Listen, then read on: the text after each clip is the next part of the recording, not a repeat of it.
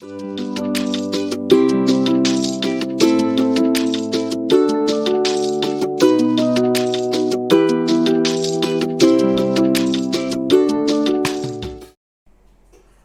apart from whatever we have discussed till now, there are some more questions which are usually asked in the CBSE exams. Ones are related to non-leap year and leap year. Non-leap year कौन सा होता है जिसमें हमारे पास कितने days होते हैं 365 days which is a normal year, और लीप ईयर में हमारे पास होते हैं 366 डेज. अब इन 365 डेज में अगर आप देखें टोटल हमारे पास 52 वीक्स होते हैं, और 52 वीक्स के अलावा हमारे पास एक दिन बचता है. और लीप ईयर में अगर हम देखें तो हमारे पास 52 कंप्लीट वीक्स होते हैं, और इसके अलावा हमारे पास 2 दिन बचते हैं. Okay. Now questions related to it are sometimes asked like this. What is the probability of getting 53 Sundays in a non-leap year or in a leap year? अब 53 संडेज में से 52 तो होंगे ही होंगे दोनों केसेस में.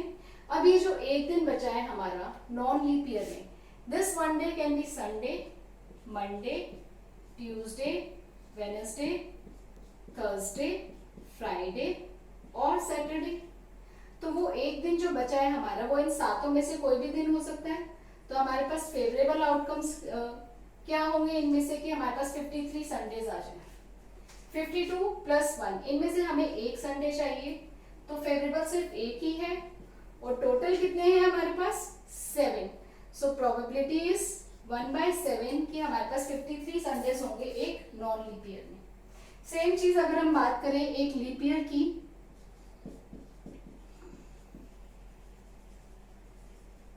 सो 52 संडेज तो हमारे पास होंगे ही होंगे. अब ये जो 2 दिन बचे हैं या तो हमारे पास होंगे संडे मंडे, या फिर मंडे ट्यूसडे, या ट्यूसडे वेडनेसडे, या वेडनेसडे थर्सडे, या थर्सडे फ्राइडे, फ्राइडे सैटरडे, या फिर सैटरडे संडे. यानी कि टोटल आउटकम्स हमारे पास कितने हो गए फिर से 7. बट इन 7 में से फेवरेबल कितने हैं जिनमें हमारे पास संडे आ रहे हैं. संडे हमारे पास आ रहा है एक इस केस में और इस केस में, यानी कि फेवरेबल हमारे पास हैं 2 आउटकम्स. तो इसकी प्रोबेबिलिटी होगी 2/7.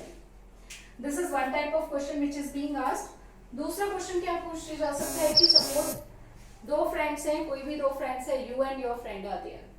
तो क्या प्रोबेबिलिटी है कि एक नॉन लीप ईयर में आप दोनों का बर्थडे सेम डे आ रहा है.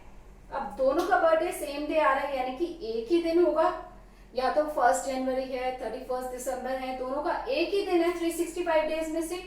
तो फेवरेबल क्या हुआ 1 out of 365. So the probability 2 friends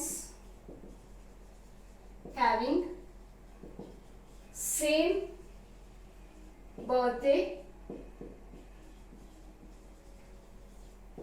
in case of non-leap year it is just 1 day out of 365, but in case of a leap year we have 366 days, so the probability will be 1/366.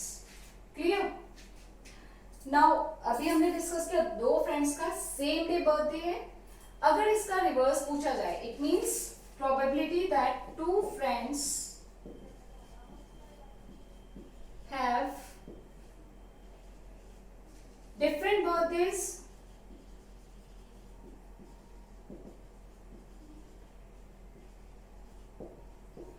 in a non-leap year, क्या होगा वो एक दिन को छोड़ के कोई भी दिन हो सकता है.